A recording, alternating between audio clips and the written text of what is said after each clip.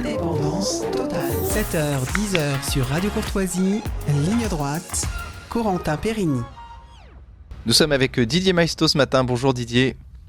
Bonjour Corentin, bonjour à tous. Alors vous êtes journaliste indépendant et nous sommes avec Pierre Conessa. Bonjour Pierre Conessa. Bonjour. Vous êtes ancien haut fonctionnaire, spécialiste des questions de géopolitique, essayiste. Vous êtes auteur notamment de Dr Saoud et Monsieur Djihad, auteur de Avec Dieu on ne discute pas les radicalismes religieux aux éditions Robert Laffont, et puis dernièrement de Vent de la guerre, le complexe militaro-intellectuel.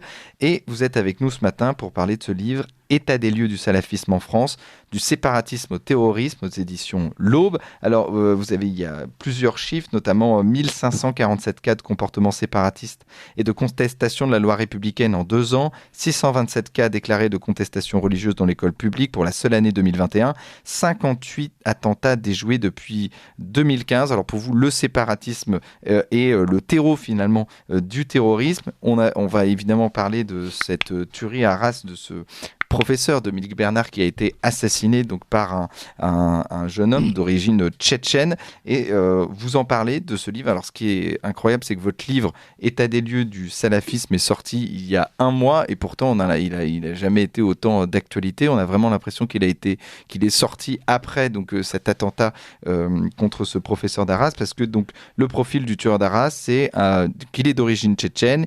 Et finalement, ce que vous dites, c'est qu'il y a dans les communautés de réfugiés, et plus particulièrement la communauté tchétchène, il y a un terreau de salafistes qui peuvent amener à du terrorisme. Oui, j'ai voulu écrire ce livre parce que je pense que tant qu'on se focalise sur les attentats réussis ou déjoués, peu importe, on ne voit qu'une partie du problème. Effectivement, l'assassinat des professeurs, et notamment du dernier, Dominique Bernard, comme d'ailleurs celui de Samuel Paty, cochait toutes les cases. Pourquoi ? Parce que on avait famille tchétchène ou ingouche dans le second cas, mais enfin c'est la même ethnie. Accueillis comme parce que tchétchènes, c'est-à-dire les pauvres massacrés par les Russes, ça ne veut pas dire qu'ils sont démocrates, pas du tout. On les prend le réfugié pour ce qu'il est. Ensuite, on s'aperçoit qu'en tout cas les 2 assassins sont arrivés pour le premier, Anzorov à 2 ans, le deuxième à 5 ans, et donc ils se sont radicalisés dans leur famille. C'est pas dans l'école républicaine qu'ils se sont radicalisés. Et ils vont passer à l'acte, si vous voulez, encore une fois, avec des professeurs qui ne connaissent... Le second le connaissait son prof, puisqu'il avait été élève, effectivement, au lycée. Mais par contre, pour Anzorov, non. Il est obligé de venir devant le collège pour demander de l'identifier et ensuite le décapiter. Je termine sur le sujet. Le père Anzorov le félicite. Et ensuite, ils prennent leurs affaires et ils rentrent en Tchétchénie. Alors, je me pose une question sur que fait la CNDA, c'est-à-dire que fait la Cour nationale du droit d'asile. Est-ce que ça veut dire que tout individu, parce qu'il est persécuté, doit avoir un asile en France ? Ça veut dire que Hitler, en 23, il aurait fallu l'accueillir, parce que le pauvre, il était réprimé par la justice allemande. Vous voyez ce que je veux dire ? Il n'y a plus aucun critère de sécurité qui prévaut. Et ensuite, on a cette procédure extraordinaire qui s'appelle l'obligation de quitter le territoire, qui devrait se qualifier plutôt « S'il vous plaît, voulez-vous quitter le territoire ?» puisque vous savez qu'un individu a 1 mois pour quitter le territoire et que la plupart du temps, il reste sur le territoire. Alors, j'en termine, si vous voulez, dans la caricature, parce qu'une fois que vous avez un terroriste condamné, expulsable, prononcé par le juge français, mais inexpulsable au regard du droit européen, vous avez des individus qui sont logés, nourris, blanchis par la République, puisqu'on ne peut pas les expulser, qui sont mieux traités que des SDF français qui n'ont droit qu'au RSA. Vous voulez que j'arrête parce que c'est pas la peine, on est dans une espèce de folie absolue. Cette folie, moi, c'est ce que j'avais l'intention de dénoncer. Et vous avez cité les chiffres sur l'enseignement, c'est absolument fascinant. Le rapport Robin, qui dénonçait déjà la pénétration islamiste là, en 2004. En 2004, donc dénonçait déjà, avait été soigneusement classé par le ministère de l'Éducation nationale. Donc, parce que c'est ça, vous dites que le salafisme et le radicalisme est présent dans plusieurs branches de la société, et vous parlez de l'école où donc Dominique Bernard a été assassiné. Vous dites qu'il y a un refus d'étudier l'édification des cathédrales ou un plan d'église byzantine. Il y a évidemment des propos négationnistes sur la Shoah. En mathématiques, certains refusent des angles droits pour ne pas faire des croix chrétiennes Donc tout ça, c'est un terreau, finalement, déjà dans l'école, du salafisme qui peut amener à du terrorisme, comme on l'a vu la semaine dernière. C'est-à-dire que la jeunesse, si vous voulez, de ces postures, puisque la plupart du temps, ce sont des enfants qui sont à l'école, laisse penser qu'effectivement, le discours vient, encore une fois, a été répercuté dans la famille. C'est pas eux qui ont inventé cette idée abrutie de ne pas vouloir tracer une croix. Bon. Donc, on est face à quelque chose qu'on a laissé se diffuser et contre lesquels on n'a pas réagi, et avec toujours ce même discours, ne pas amalgamer, ne pas stigmatiser, ne pas condamner, enfin bref, c'est tout ça en un seul mot, qui a été longtemps la posture de l'administration et de la classe politique française. Or, on est aujourd'hui à un point où, si on regarde les fichiers S, et notamment ceux du FSPRT, c'est-à-dire le haut de gamme, ceux qui sont les plus dangereux, on doit avoir entre 3000 et 4000 noms. Bon. Si vous considérez que pour surveiller, comme ça devait être le cas pour le jeune type qui a assassiné le Dominique Bernard, il était signalé. Bon. Or, pour suivre un type 24 heures, il faut entre 10 et 20 officiers de police. Donc, arrêtons de penser que dans ces 3 ou 4 000 fichiers S haut de gamme, on peut mettre à disposition 80 000 policiers, on ne les a pas. Donc, la seule solution, c'est de vider le stock. Et vider le stock, ça veut dire qu'il faut exécuter les expulsions, pas demander à un type de quitter un mois, de lui laisser un mois pour quitter la France. Il devient ensuite un irrégulier. Comme il est irrégulier, il va d'abord s'installer dans une posture de victimisation, et c'est la victimisation qui justifie l'utilisation de la violence. Vous voyez ? Tout le discours des salafistes, c'est de considérer que les musulmans sont opprimés et que il faut effectivement, la vengeance est légitime. Je signale quand même que les salafistes ne connaissent pas leur histoire, puisque ils considèrent que le véritable islam, c'était celui des salafs, des compagnons du prophète. Or, les 3 califes qui ont succédé à Mahomet, sur les 4, il y en a 3 qui ont été assassinés de mort violente. Donc, vous voyez, l'histoire n'a pas de référence pour eux. Alors, Didier Maisto, notamment sur ce livre, donc je rappelle, Pierre connaît ça, État des lieux du salafisme en France. Oui, alors c'est un livre qui fait un peu froid dans le dos, dans le recensement, je dirais, le recensement de tous ces salafistes, parce qu'on voit que le salafisme est partout, hein. Et vous le disiez vous-même, notamment dans les familles. Alors, ce qui est intéressant, notamment dans votre chapitre 3, vous faites une sociologie, un inventaire sociologique séparatiste, et on voit que cet inventaire, il est de plus en plus important.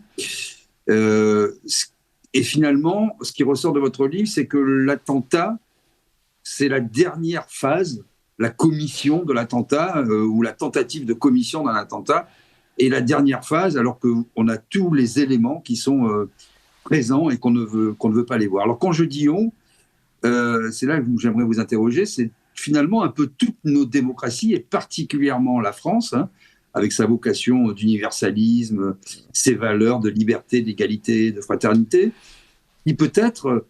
au nom de, justement, on est tous frères, la fraternité, c'est un peu contre son logiciel, contre son ADN, contre son histoire, contre ceux qui la constituent.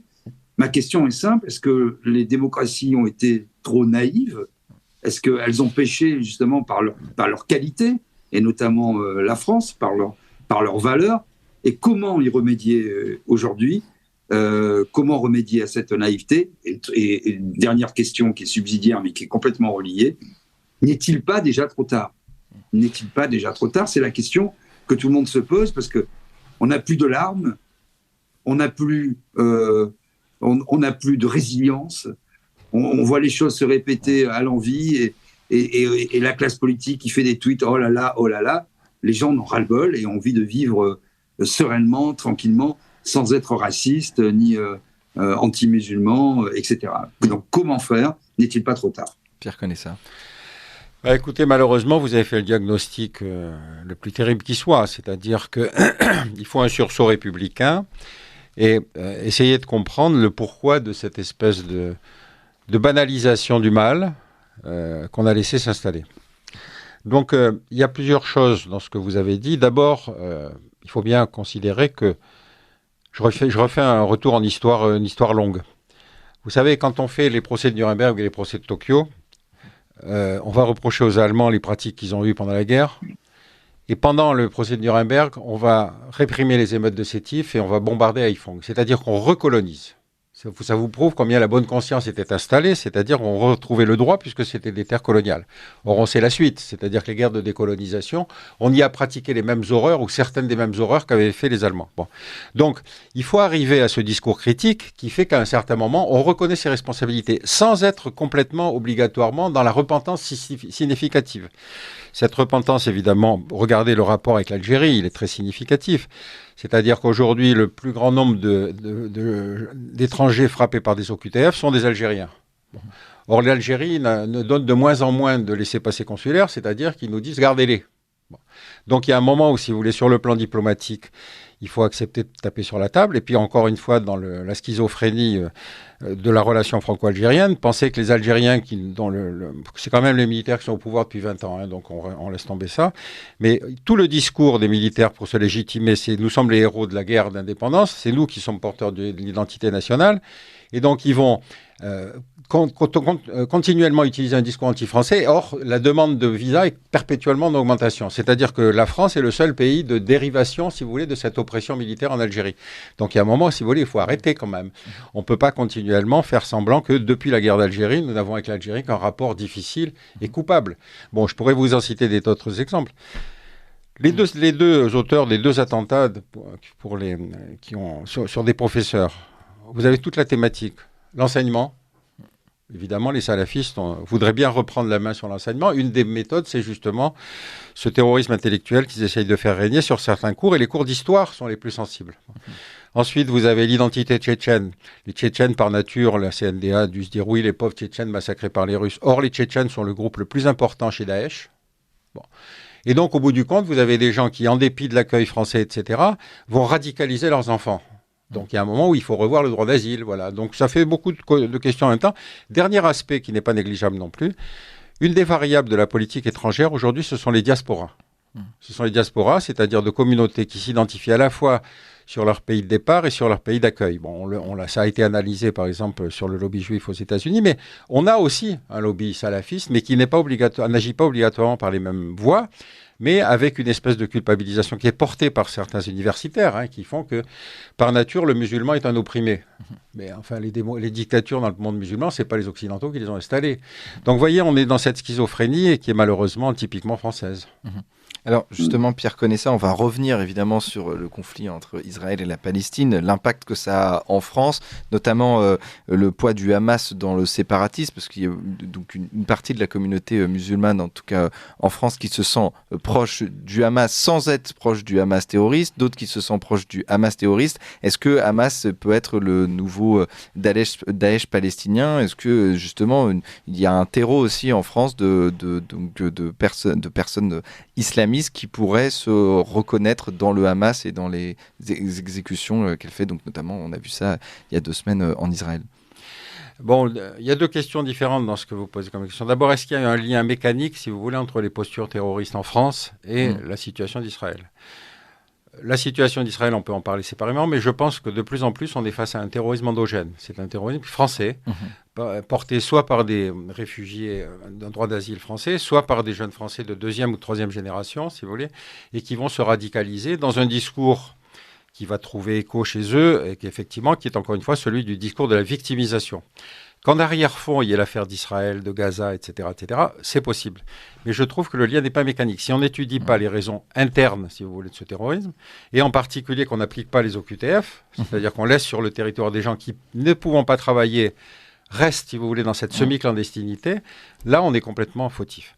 Deuxième remarque, encore une fois, sur le territoire français, rappelez-vous cette affaire Iqiyoussen, c'est-à-dire un imam qui était simplement antisémite, misogyne, etc., contre lequel la France veut prendre une mesure d'OQTF et qui se réfugie en Belgique.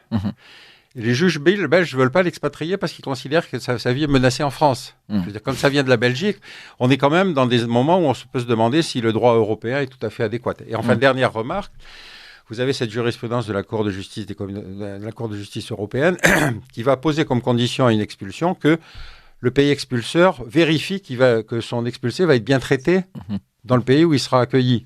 Alors vous voyez un peu la caricature de justice, c'est-à-dire vous renvoyez en Algérie un ancien des GIA, en Algérie un ancien des GIA, vous pensez qu'il va être bien traité quand il va rentrer en Algérie.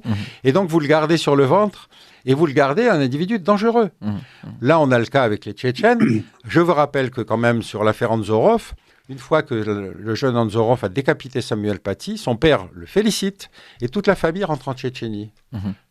Je peux vous en citer d'autres exemples.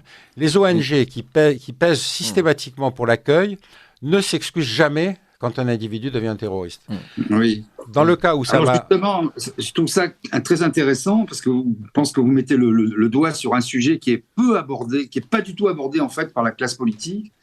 Parce que chaque fois qu'il y a un attentat ou de la radicalisation, notamment à droite, à l'extrême droite, ils ont la solution miracle, il faut les renvoyer chez eux. Il faut renvoyer, il y en a marre, la France est une passoire, etc. Soit dit en passant, ils sont tous pro-européens et ils ne veulent pas sortir de l'Europe, mais c'est un autre problème, ils préfèrent faire des frontières internes plutôt que de contrôler un petit peu et qu'on puisse redevenir un pays souverain. Je ferme la parenthèse. Mais la question qui n'est jamais posée, et vous l'abordez de façon un peu latérale, c'est qu'on est la deuxième, la troisième, voire la quatrième génération. Et que la France fabrique sur son propre sol, quand j'entends moi le problème d'immigration, je ne dis pas qu'il n'y a pas un problème d'immigration, je pense que c'est d'abord un problème franco-français. Comment, après 4 générations, alors on parlait d'assimilation, puis d'intégration, puis on peut parler aujourd'hui de désintégration, comment vous avez des jeunes qui ne croient plus du tout ni à la République, ni à aucune de nos valeurs qu'on met en avant, etc., qui ne croient pas à l'histoire, qui applaudissent qui ne respectent pas des minutes de silence, qui font la fête dans les prisons quand il y a un attentat, qui sont favorables finalement à ce qui est en train... Et bien sûr que l'Occident est coupable à bien des égards, parce qu'on a une classe politique corrompue qui a alimenté le terrorisme, soyons clairs aussi, soit pour des raisons de politique interne, soit pour des raisons de politique, de géopolitique, disons. Mais comment faire sur notre sol, quand les gens sont français, souvent de parents français, et qui ne reconnaissent pas la France comme leur pays et qui ne se sentent pas appartenir à la communauté nationale. Moi, je pense que c'est ça le problème principal. Vous le soulevez d'ailleurs tout au long, c'est un peu le fil rouge de votre livre aussi. Et qui donc peuvent être tentés par des actes violents. C'est ça, votre livre, c'est aussi du salafisme au terrorisme, c'est donc un lieu de passage vers des actes barbares. Oui, le salafisme, en peu de mots, c'est le wahhabisme. Simplement, on l'appelle de notre terme parce que ça fait plus poli quand on dit salafisme, parce qu'on ne veut pas accuser le wahhabisme d'avoir diffusé sur la planète. Rappelez-vous que dans l'époque de la guerre froide, les stratèges américains considéraient que la religion était le meilleur barrage contre le communisme, et donc, allons-y, l'Arabie Saoudite était libre d'agir. Alors, ce qui est très intéressant dans cette histoire, et ce qui retombe aujourd'hui sur les pieds de ses promoteurs, c'est que l'Arabie Saoudite considérait que le principal ennemi dans le monde arabe, c'était le modernisme des Nasser, Assad, Saddam Hussein, qu'on considérait comme les modernistes. Et donc la première propagation du salafisme se fait dans la bande sahélienne pour essayer d'éviter que Nasser ne diffuse vers le sud. Bon. La bande sahélienne, vous voyez ce que ça évoque aujourd'hui. Ça veut dire que tous ces types... Alors la méthode saoudienne est très intéressante parce qu'ils prenaient donc des jeunes types qui venaient former à l'université islamique de Médine pour essayer de contrer l'université islamique d'Al-Azhar, qui était égyptienne. Ils arrivaient là-bas, ils avaient une bourse qu'ils n'avaient pas à Al-Azhar, donc ils attirent un certain nombre de gens, mais avec l'interdiction absolue de demander la nationalité saoudienne, évidemment. Je veux dire, il ne faut pas tout mélanger. Et donc ces types avaient comme contrat de repartir faire de la propagande, si vous voulez, dans leur territoire d'origine. C'est ce qu'on trouve aujourd'hui au Mali, au Niger, en République centrafricaine, etc. À aucun moment, si vous voulez, on a mis en accusation l'Arabie Saoudite. Même après le 11 septembre, rappelez-vous cet extraordinaire mensonge de George Bush, désignant l'Irak, l'Iran et la Corée du Nord. Vous imaginez la tête des Nord-Coréens quand ils ont appris qu'ils étaient responsables du 11 septembre. Et donc, on est dans ces mensonges à l'égard desquels il faut dénoncer également, si vous voulez, les deux postures. Donc, on est sur quelque chose, si vous voulez, qui est très, très profondément intégré dans la société française. Et donc... Il faut considérer, rappelez-vous simplement un épisode que vous avez probablement en tête. Quand Charles Pasqua, ministre de l'Intérieur, décide que l'obtention de la nationalité française ne sera pas automatique, qu'il faudra la demander. Vous vous souvenez de cette levée de bouclier à cette époque-là ? Oui, je me souviens très bien. Ouais. Et donc, vous vous rendez compte de l'extraordinaire recul intellectuel que ça supposait. Aujourd'hui, on se retrouve avec des gens qui, effectivement, sont de la 2e, 3e génération, donc ils sont français, et à l'égard desquels on n'a pas réussi la mayonnaise, si vous voulez, républicaine. Par contre, et moi j'insiste beaucoup là-dessus, vous avez beaucoup plus de musulmans républicains que de salafistes. Et ces musulmans républicains sont considérés comme des cibles par les salafistes. J'ai 2 exemples en tête.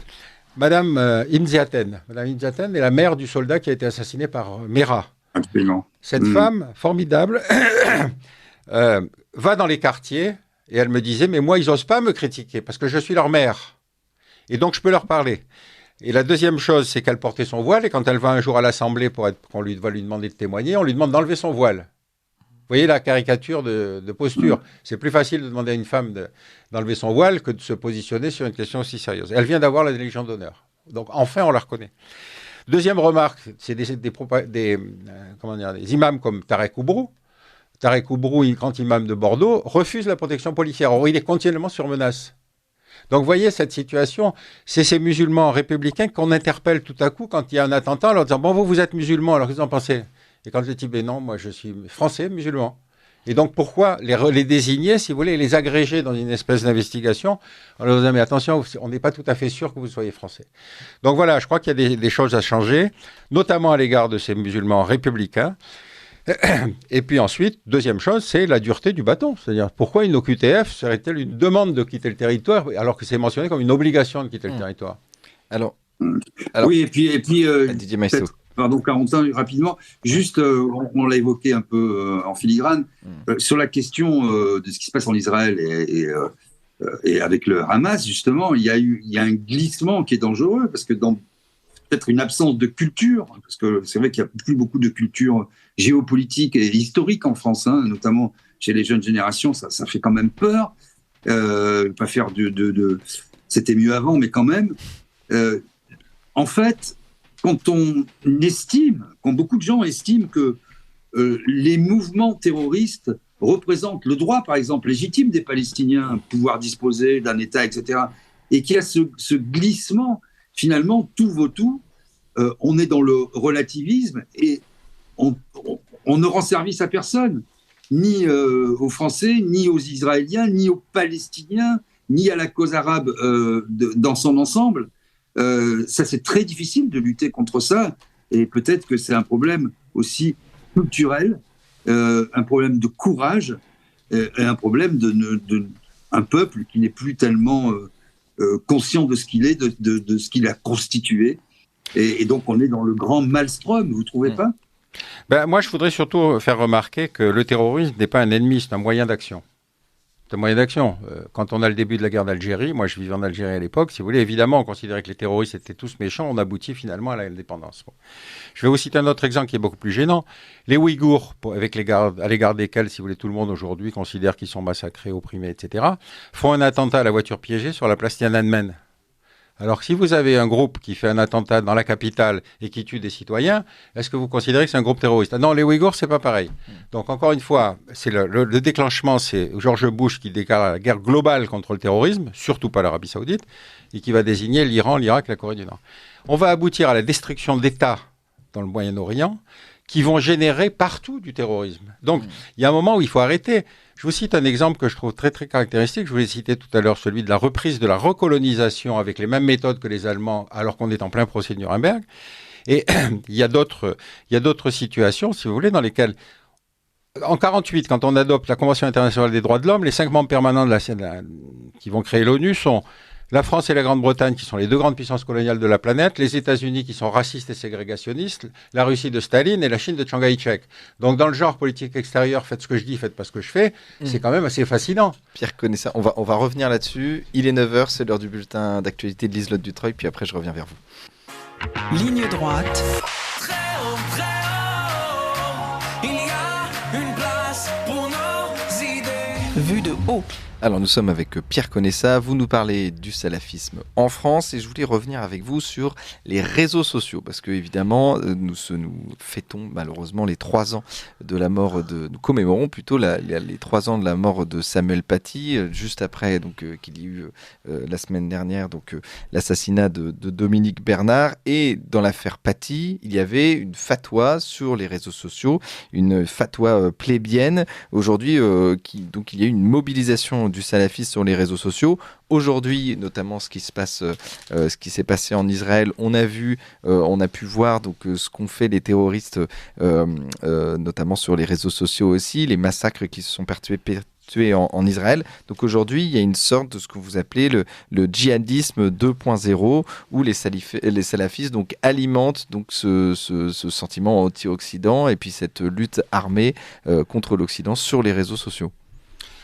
Oui, cela dit, dans l'affaire Samuel Paty, si vous voulez, c'est pas les réseaux sociaux. C'est au contraire un espèce de réseau informel, puisque rappelez-vous, ça part du mensonge d'une élève qui n'a pas assisté au cours, qui alerte son père. Son père alerte un type qui s'appelle Shnina, qui est un agitateur intégriste salafiste, qui évidemment vit en France. Et puis ça aboutit dans la famille Anzorov à cette effroyable décapitation de Samuel Paty. Bon. Shnina, frappé d'un arrêté d'expulsion, s'étonne. Il a toujours dit les mêmes choses. Donc pourquoi n'y avait-il rien avant? C'est-à-dire qu'il faut attendre. Ça pose évidemment deux problèmes. Il faut attendre si le relais de celui qui va désigner une victime, même sans la connaître, et qui va légitimer intellectuellement la violence, qui méritait d'être expulsé depuis longtemps et qui s'étonne qu'on le veuille cette fois-ci. Bon, donc on est dans le délire absolu. Sur les réseaux sociaux, bien évidemment, on a quelque chose qui constitue un terreau d'ambiance. Par exemple, les fatwas aujourd'hui, où qu'elles soient délivrées, sont d'application universelle et éternelle. Regardez le cas de Rushdie. Rushdie a été Salman Rushdie.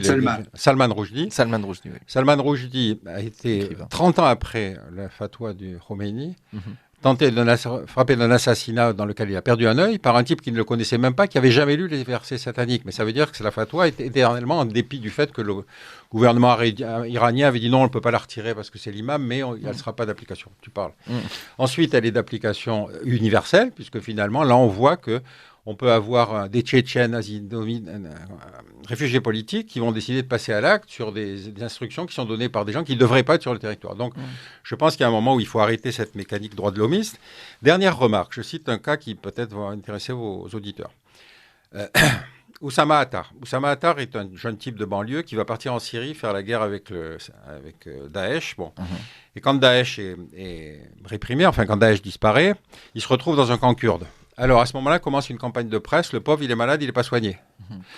Campagne dans laquelle, évidemment, la famille va beaucoup s'agiter en interpellant le gouvernement français. Faites-le rentrer, le pauvre, il n'est pas malade, il n'est pas soigné. Ils alertent les ONG, droits de l'homiste, qui chacun va se solidariser en disant oui, c'est un citoyen français, il faut qu'il soit rentré, il faut qu'il rentre parce qu'il risque de mourir. Amnesty International y participe. Dès qu'il est rentré en France, il disparaît. On le retrouve dans le sud tunisien en train de faire du trafic d'armes et il va être emporté à notre affection par un drone américain. Seul Amnesty s'est excusé. Et s'est excusé en disant, mais nous n'avons pas demandé qu'il soit rapatrié, nous avons demandé qu'il soit soigné. Toutes les autres ONG ne se sont jamais excusées de leur prise de position. Donc vous voyez qu'on est dans un monde où, si vous voulez, beaucoup des gens qu'on croyait, des puissances morales, si vous voulez, devraient faire leur autocritique. Bon, je pourrais en citer d'autres exemples, mais c'est pour dire qu'on est sur quelque chose de très, très étrange, si vous voulez, aujourd'hui, où cette repentance, qui est évidemment à la fois acceptable, mais en même temps doit rester critique, motive des décisions qui sont au détriment de la sécurité des Français. Alors, avant de et puis aussi, c'est ce que vous dites. Si on revient sur la situation du Conseil de sécurité de l'ONU, vous avez cité les 5 membres du Conseil permanent du Conseil de sécurité, du Conseil de sécurité permanent de l'ONU. Et en réalité, c'est toujours faites ce que je dis, mais pas ce que je fais. Et comment aujourd'hui aller contre ce que dit le monde arabo-musulman, pour faire court, en disant mais regardez les résolutions de l'ONU pour Israël, il y en a eu plein, elles sont pas jamais appliquées, il y a une colonisation de fait, une politique agressive. Regardez Netanyahou, qui lui-même a reconnu qu'il avait financé le Hamas pour des raisons de politique intérieure, etc. Regardez ce qui s'est passé entre les États-Unis et vous en avez parlé, l'Arabie Saoudite. Il y a des liens. Et Daesh, et l'État islamique, et Oussama Ben Laden, ce sont des gens qui souvent ont été utilisés, formés, parfois même de toutes pièces par l'Occident, disons-le comme ça. Et après, qu'est-ce qu'on va dire aux musulmans qui sont en lutte? On va dire non, mais attendez, nous, c'est pas pareil, nous, c'est différent, parce que nous, on a une histoire, etc. C'est ça qui est compliqué aujourd'hui. Et donc, d'une certaine manière, ce passage automatique à l'acte, c'est pas pour le justifier, parce qu'on va pas commencer à justifier le terrorisme. Même en parler, on peut quand même expliquer les causes, et vous le faites dans votre livre, et vous le faites dans cette interview. C'est que peuvent faire aujourd'hui les démocraties occidentales qui sont prises la main dans le sac, si j'ose dire. Pierre connaît ça. Oui, tout à fait, effectivement. Je reviens encore une fois sur le temps long. Le début du XXe siècle, l'Occident triomphant a colonisé la planète, etc. Bon, on vous dit qu'on va cocher toutes les cases. 2 guerres mondiales, donc 40 millions de morts pour la seconde, et immédiatement, alors qu'on fait le procès du nazisme, on recommence la recolonisation. Et on va entrer dans 10 ans ou 20 ans de guerre de décolonisation qui vont s'enchaîner sur la guerre du Vietnam, etc. Bon. Donc, si vous voulez, il y avait une posture des intellectuels français qui était effectivement extrêmement critique à l'égard de l'Occident, et avec raison, mais qui était totalement aveugle sur ce qui se passait de l'autre côté du rideau de fer. Donc, on a déjà une espèce de posture intellectuelle. Rappelez-vous, c'était l'époque où Sartre était le grand penseur. Or, il a coché toutes les cases de la bêtise en matière internationale, puisqu'il a été stalinien, il a été maoïste, etc. Bon, il a même soutenu les Khmers rouges. Donc, on est sur quelque chose. Et celui qui était diabolisé, c'était Aron. Et aujourd'hui, vous avez exactement le contraire. Tout le monde salue la clairvoyance de Aron. Donc, avec Sartre, ou raison avec Aron, c'était le grand débat. Oui, c'est ça. C'est ça. Et donc, avec Raymond Aron, oui. Et donc, on est sur quelque chose d'assez étonnant, puisqu'on est dans ce retournement où d'abord, il y a une trahison des clercs. Les clercs se sont totalement trompés, à l'exception de grands intellectuels comme Camus ou comme Raymond Aron. Mais pourquoi, aujourd'hui, est-on dans cette situation où on fait ne pas stigmatiser, ne pas décriminaliser, etc., etc. On est encore une fois dans quelque chose où on fait semblant d'être dans une posture intellectuelle où les faits ont moins d'importance que l'idéologie. Donc on est sur quelque chose où les prises de position commencent évidemment à changer, mais ce retour critique, si vous voulez, devrait se permettre. Aujourd'hui, vous avez effectivement des gens qui considèrent qu'on fait de l'islamophobie. Bon, moi, par exemple, je suis sûr que je vais être qualifié d'islamophobe, et de la même façon, je serai qualifié d'antisémite puisque je critique Israël. Donc, voyez, on utilise des concepts globalisants qui permettent de ne pas discuter au fond, mais qui permettent de, si vous voulez, de dire à un individu, on va le diaboliser comme on était au Moyen-Âge, éventuellement, on va le faire brûler. Donc, vous voyez, cette trahison des clercs est extrêmement grave, parce qu'effectivement, la réalité, c'était une posture qui était souvent le cas dans l'entre-deux-guerres, l'idéologie l'emporte sur les faits. Or, les faits, ils sont devant nous. Il y a eu un massacre du Hamas, il a été horrible, ça a été jusqu'à tuer des bébés, et en face de ça, vous avez une rétorsion israélienne qui va être évidemment beaucoup plus grave. Je rappelle quand même que Netanyahou est exactement un extrémiste comme le Hamas. Il refuse d'évacuer les colonies créées par des religieux juifs dans les territoires occupés.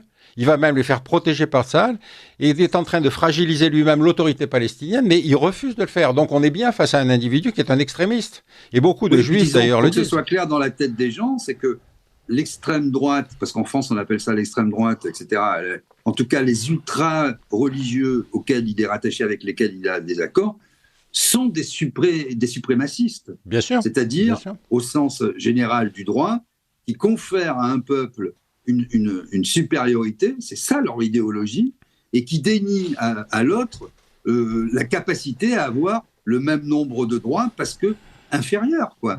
Et donc, effectivement, je pense que et on a tous les ferments là, de ce qui est en train de se passer.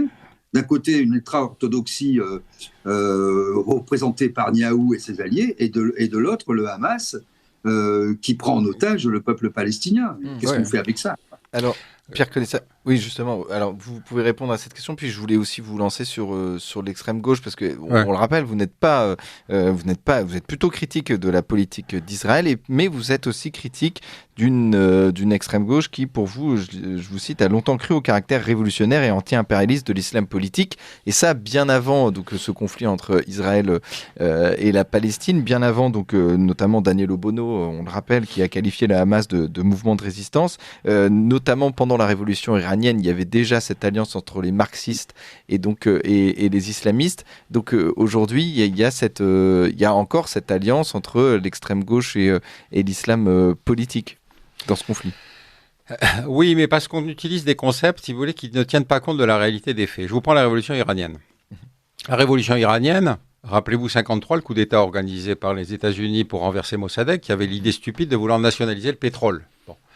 On est donc dans une situation où les Iraniens vont se payer 25 ans de dictature du Shah, avec une police politique qui s'appelait la Savak, qui allait assassiner des opposants à l'étranger. Et quand il y a la révolution islamique, rappelez-vous, il y a 2 millions de personnes qui viennent accueillir Khomeini. Fin des années 70. Dans les années 70, quand Khomeini quand Khomeini revient en Iran, il y a 2 millions de personnes pour l'accueillir. Donc c'est une révolution populaire. Ensuite, il faut en analyser les caractéristiques, mais on ne peut pas la nier. Or, quand Saddam Hussein fait le tour des capitales européennes, il y avait eu l'affaire de l'ambassade américaine. Vous vous souvenez, les gardiens de la Révolution ont envahi l'ambassade américaine, et fait intéressant, si vous voulez, donc ils ont pris en otage des gens couverts par la Convention de Vienne, mais en même temps, ils trouvent dans les poubelles des documents américains qu'ils vont faire qu'ils vont reconstituer, si vous voulez, en les confiant à des tisseuses de tapis, dans lesquels on montre toutes les ingérences américaines dans la vie politique iranienne. Donc on est face à un cas très intéressant, c'est lequel viole le plus la Convention de Vienne. Ensuite, vous avez cette situation où le Saddam Hussein fait le tour des capitales européennes pour leur dire « Ne vous inquiétez pas, je vais lui faire la guerre, est-ce que vous vous engagez à me fournir des armes ?» Bien évidemment, tout le monde a dit oui. Et donc on a fait cette situation extraordinaire où on a fourni des armes à l'agresseur et on a mis sous embargo l'agressé. Vous voyez ce que je veux dire? Donc il y a un moment où il faut arrêter de faire semblant qu'on est toujours le bien et que le bien justifie les moyens. C'est pas vrai, ce n'est pas vrai. On porte la responsabilité de la radicalisation de ce qui se passe en Iran. Donc on est aujourd'hui face au salafisme exactement dans la même situation. On refuse d'accuser l'Arabie Saoudite, mais on trouve que le salafisme c'est pas bien. Enfin, écoutez, je pense à Benzema qui est aujourd'hui l'objet d'une interrogation sur Karim Benzema fait effectivement des tweets où il approuve, si vous voulez, enfin il soutient ce qui se passe à Gaza, etc. Il dit qu'il est fier d'être musulman et que bon, j'espère qu'il va prendre la défense de Neymar, qui ne peut pas pratiquer sa religion en Arabie Saoudite. Non, il est pour la défense de l'islam, mais pas au-delà de l'islam, si vous voulez. Donc ce sont des gens, si vous voulez, qui sont d'une hypocrisie absolue. Et notre rôle, nous, en tant que laïcs, c'est de dire non, toutes les religions se valent. Toutes les religions se valent et donc vous ne nous imposerez pas la vôtre. Vous savez, on est dans cette situation où la France est le pays qui a la plus grosse communauté musulmane, la plus grosse communauté juive, la plus grosse communauté arménienne, la plus grosse communauté chinoise, la plus grosse communauté vietnamienne des pays de l'Union européenne. Or, nous n'avons des problèmes qu'avec une partie des musulmans. Donc, entendre dire que le modèle d'intégration français ne marche pas, c'est faux. Il ne faut pas renverser la charge de la preuve. Ce sont une partie des musulmans qui ne veulent pas s'intégrer.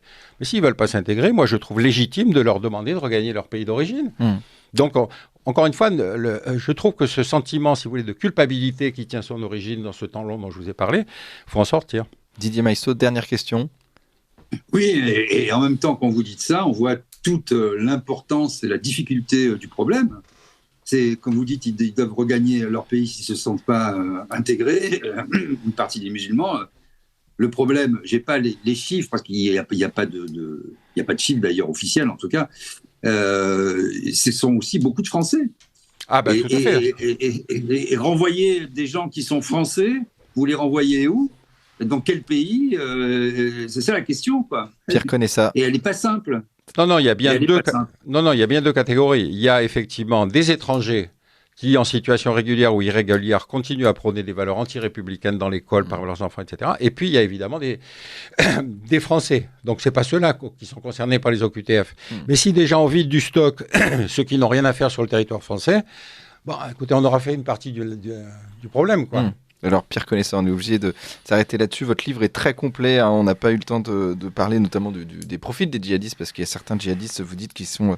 donc vous parlez des djihadistes hybrides, vous parlez aussi des djihadistes qui sont des islamo-délinquants comme Mohamed Merah, des gens qui veulent se racheter, et puis vous parlez aussi de la place des femmes, et puis vous parlez aussi de ce qu'on appelle la gamina, la justification théologique de la fraude sociale. On n'aura pas le temps de parler de tout ça. J'invite nos auditeurs de lire ce livre, État des lieux du salafisme en France, du séparatisme au terrorisme, aux éditions L'Aube. Merci à vous, Pierre Connaissant. Je rappelle aussi le titre de vos autres livres, Avec Dieu, on ne discute pas, les radicalismes religieux, aux éditions Robert Laffont, et Vent de la guerre, le complexe militaire intellectuel, aux éditions de l'Aube. Merci à Didier Maistre. Merci Didier, on vous retrouve la semaine prochaine pour une nouvelle interview. Merci à tous les deux.